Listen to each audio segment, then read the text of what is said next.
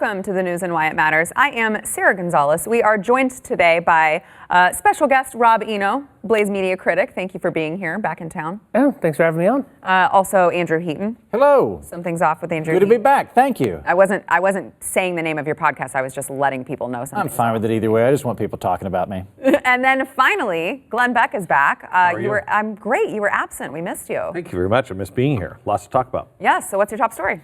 Top story today is why it matters on a story like what Louis Farrakhan just tweeted.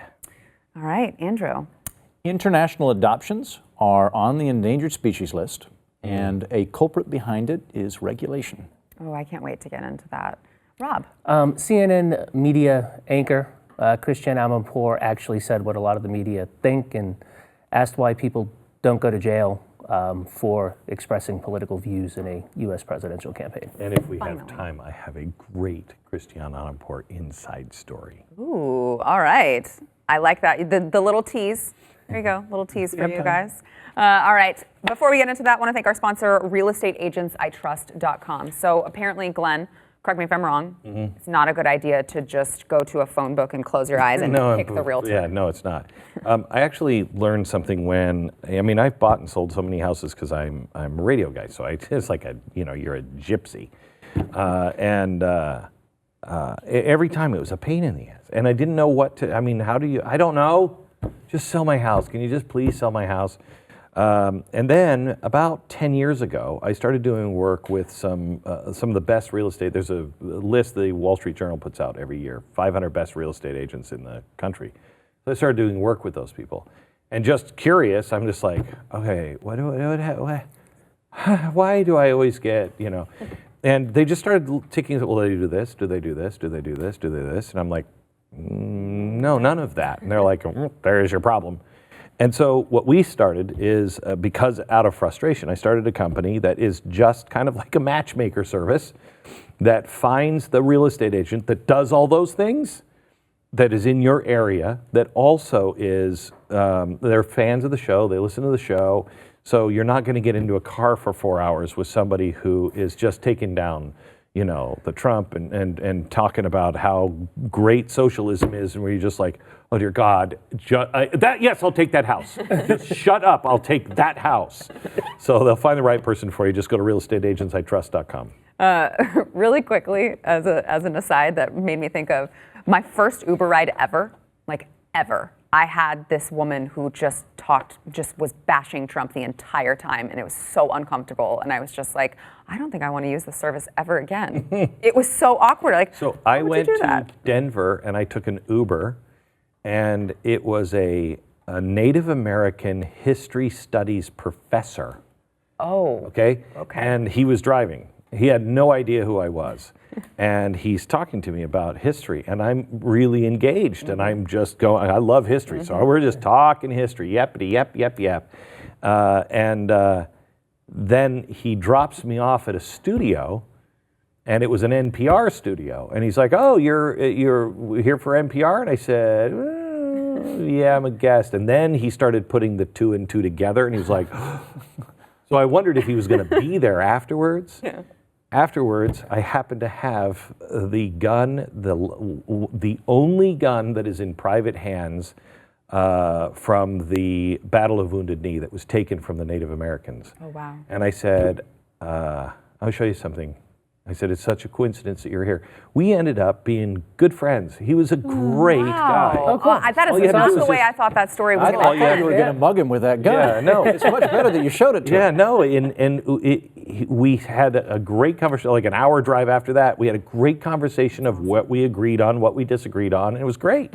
So that still exists. We can still have civil conversations. Yes. Awesome. Yes. Good to hear. Great. All right. The key element was guns. Yes, it was. All right, Louis Farrakhan. All right, let me just show you this tweet from Louis Farrakhan. Here's what he just tweeted. God does not love this world. That's new to me. God never sent Jesus to die for this world. Jesus died because he was 2,000 years too soon to bring about the end of the civilization of the Jews. He was never on a cross. There was no Calvary for that Jesus. Well, first of all, I want to know, was there another Jesus where there was a Calvary? For that Jesus. Maybe he meant Jesus. Yeah, there is another Jesus, and but he there's came about 50 years later. If you read that tweet, not only is it wildly offensive to Christians, I don't think you could be more anti-Semitic than Jesus showed up 2,000 years too early to kill all the Jews. He doesn't leave anything No. to the imagination there. No, now you'll notice that this is on Twitter. And thank goodness he's learned his lesson. He doesn't have the blue check mark. So you don't know if this is really Louis Farrakhan's account or not. It is Louis Farrakhan's account, and that's the only thing they do to punish him, and this will stand. Now, why does this matter? Because we all know who he is. Mm-hmm. This matters because we are becoming a society of nothing more than sleeping sheep. We were sheep. Now we're sleeping sheep. They can come in and shear us. They can even take, I said to my young daughter once, I was making some dinner and I put it in the oven. She said, "What is that?" And I said, "Leg of lamb." And she looked at me, she must have been about 6, and she said, "So somewhere on a farm there's a lamb with only 3 legs?" And I said, "Yes, honey." That's all you need to know right now. Yes, there is. You don't eat a lamb like that all in one sitting. So that's what we are. We are asleep, and they are taking body parts away from us, and we don't even wake up through that. The anti-Semitism that is happening in our country right now, this is a warning of things to come. This is a death cult. And it's a warning of things to come. If you can't stand up, if somebody was saying that about Muslims, mm-hmm. I know we'd all here be standing up for Muslims and saying, that guy's got to be stopped. That guy's got to be stopped. What is this? It's going to stand. He won't lose his account. Nothing will happen. The Democrats who have stood with him won't be asked to be held to a higher standard. None of that will happen. Wake up, America. Wake up. I want to be clear that, we talk a lot about Twitter and censorship and things of that nature. You're just saying that there needs to be one specific criteria and standard that they should stick to. No, I really want the standard of they are a platform. So they don't edit anyway. Right, that's what I'm saying. So Louis Farrakhan should be allowed to say what he wants to say, but if that's the case, then you don't kick people off for saying learn to code? Is that what you're saying? Yeah. Guys, learn to code is way more offensive than wanting to end the civilization of the Jews. Right? Yeah, if we're making a tiered thing, I can't believe I said that on television. I don't even like saying learn to code. Yeah. Oh.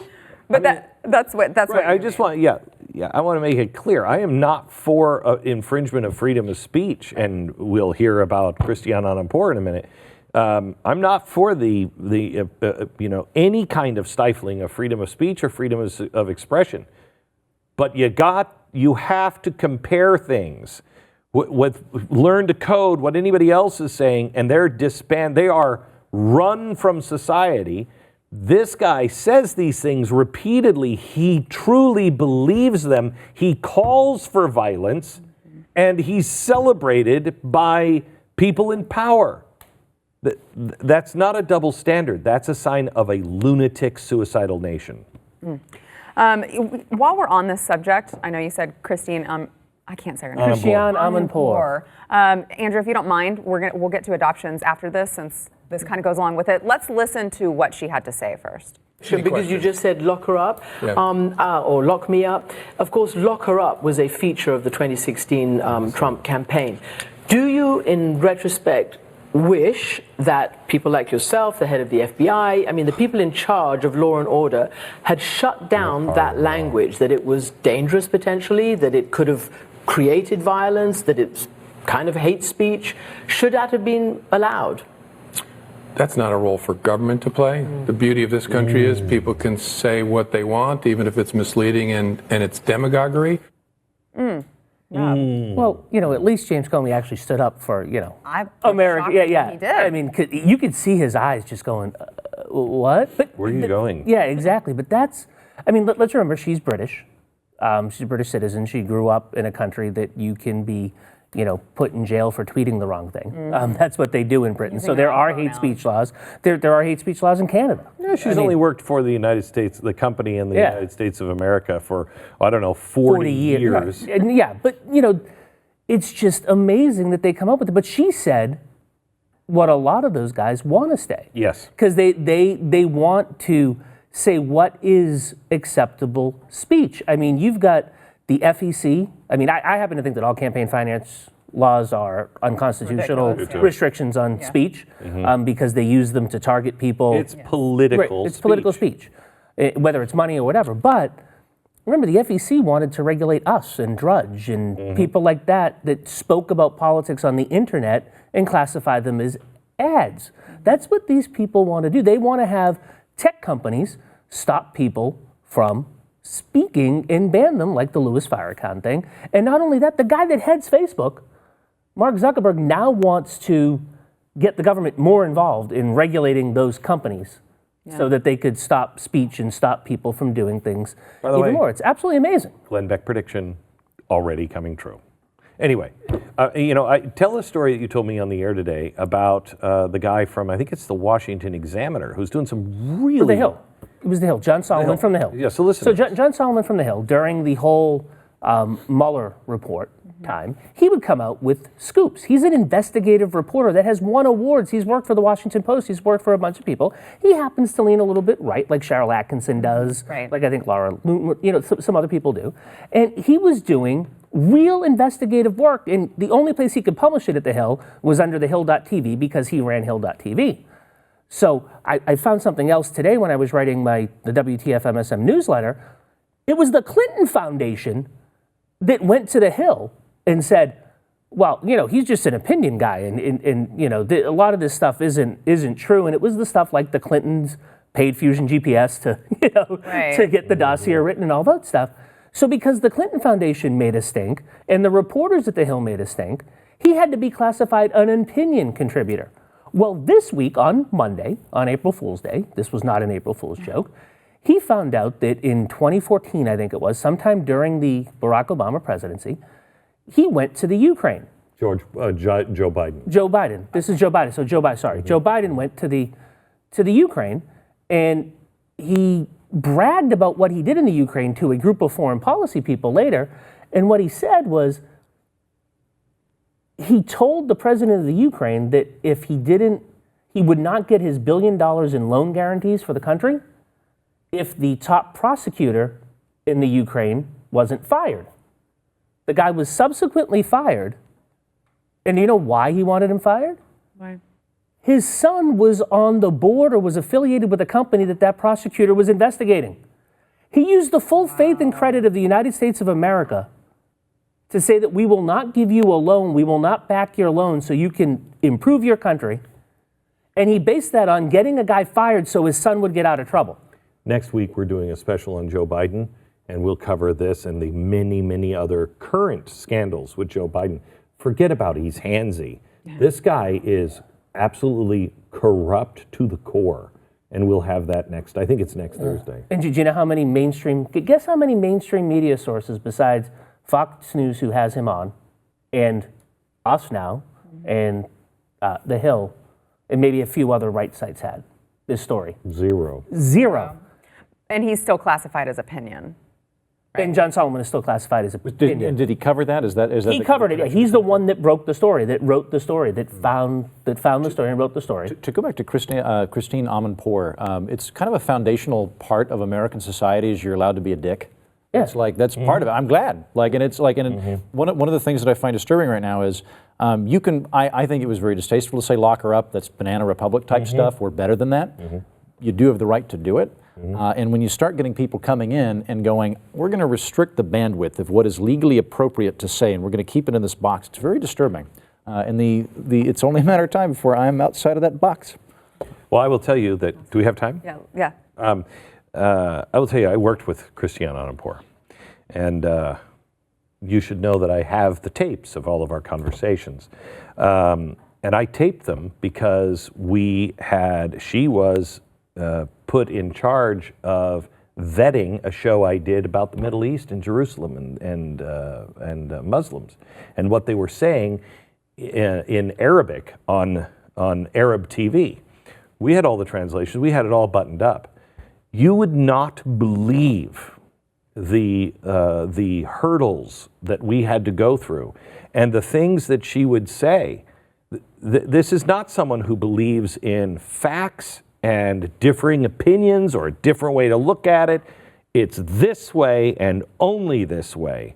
And she's an interesting individual. Interesting individual. That's cryptic. Back in a minute. Sometimes it feels like she doesn't even know who I am. Doesn't. Gosh, how great is that? All right, Andrew, international adoption. International adoption. So before I get into this, I want to kind of pose a question for viewers at home. There's about 4,000 ambulance accidents that happen in the United States every year, and that's because ambulances are driving so fast that they'll run a red light or whatever, and they'll run into somebody, they'll run into another car. And so there's a trade-off we've got when we've got ambulances. We can either legally determine the speed at which they can drive. We can make them all go 20 miles an hour, and we bring that down to virtually nothing. But if we do that, they're going to get to the scene much later. And probably more people are going to die. So we have to figure that out, because a lot of the time there's this trade-off between speed and safety, or I should say speed and caution. That might be a better word there. And we're seeing that with international adoption right now, because the amount of international adoptions happening in the United States has plummeted from the high mark in 2004. It's down by like 85% since 2004, a huge amount of them. And there's two factors that are going on. Part of that is that a lot of other countries just don't like us. And I don't have a rundown of each one of them, issue by issue, but a lot of it, to be blunt, is that they're homophobic. We allow gay people in the United States to adopt. There are a lot of countries that don't like that, and they have put down a drawbridge or lifted up the drawbridge to keep us from doing that, because heaven forbid we would take their unwanted children and bring them to the United States. So that's part of it. But part of the other problem, the thing that we can handle on our end, is that the Department of State is trying so hard to be cautious with adoption agencies that it's strangling them. I think in the last couple of years, something like 50 international adoption agencies have gone out of business. And when you talk to these people, when you go through and you interview them, a lot of the time it's because they've got pretty small staffs and they just don't have the ability to be constantly doing the red tape that the State Department's putting out. There was and I confess I don't know all of the details on how the international adoption scene works, but there was, I believe, like an accreditation group that went out of business recently. The State Department's kind of stepped in to fill that gap, but that's always good. With way more red tape, and as a result, the amount of children being adopted is going down. Now, the concerns that they have for these kind of things are, what if there's an inappropriate family? What if there is There's child abduction and then marketed. Sure.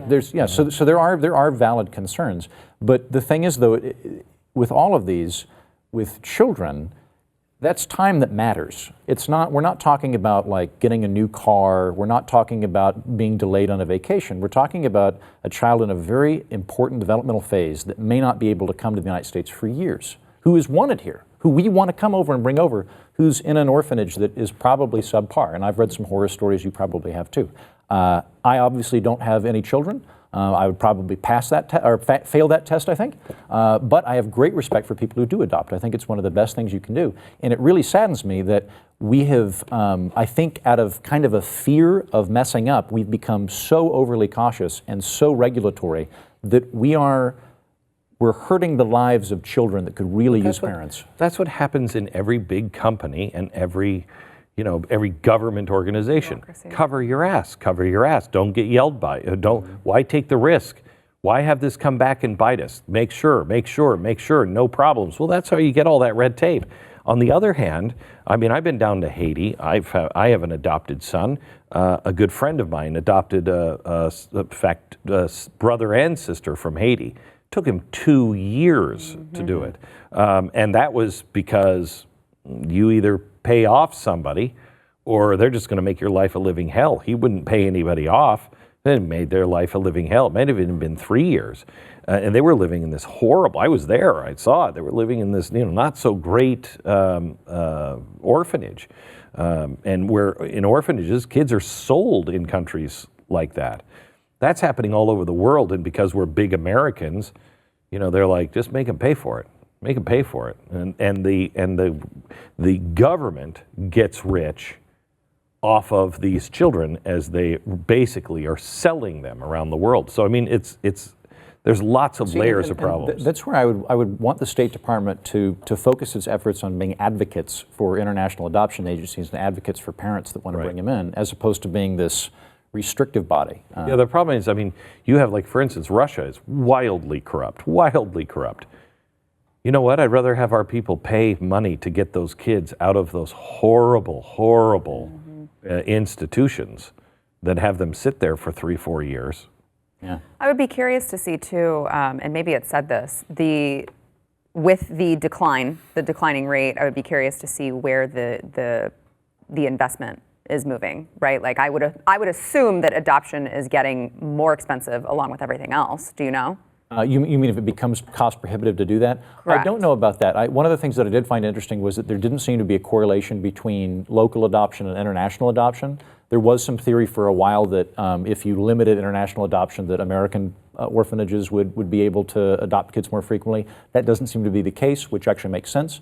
I know a couple of people that listen to my show that probably came over from Glenn's show that have had a ton of kids adopted, and there's a lot of people that adopt once or twice, and then they're like, I'm really committed to this, and they keep going. So it actually has an amplifying effect as opposed to a zero-sum game effect. I mean, quite frankly, I don't understand how people afford that though.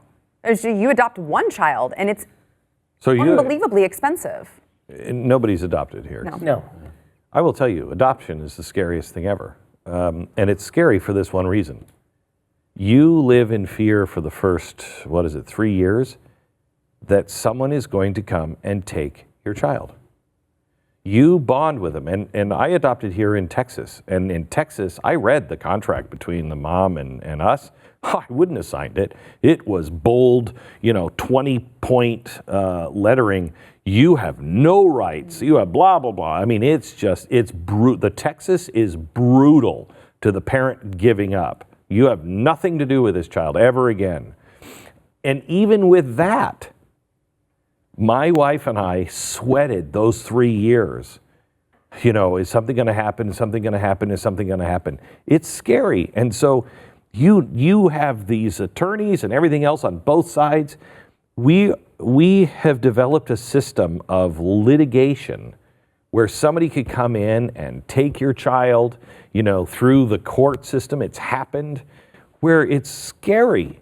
It's worth it, but it's scary. And unless you have a big attorney, it'll give you some sleepless nights. Yeah.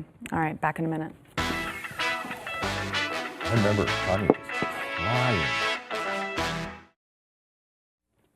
Rob, you are in charge of the newsletter WTF MSM. Correct. Okay, so where can people make sure that they can subscribe to that? Right now, go to my Twitter page. So at Robino, ROBENO, top pinned comment. Click on the link and you can sign up. Give people a preview, because I read it every time it's published. It comes out. I read it. I love it. I use it for show prep. It's really good. What do people get? People get for this email. People get a just my take on media stories and what they mean and why people like Brian Stelter, our friend at CNN, are crazy. Friend. Our friend at CNN. On Monday it was Brian Stelter is the best man in the world and never wrong. Yeah. But it was also April Fool's. So Great that was the point. subject. Overtime starts next.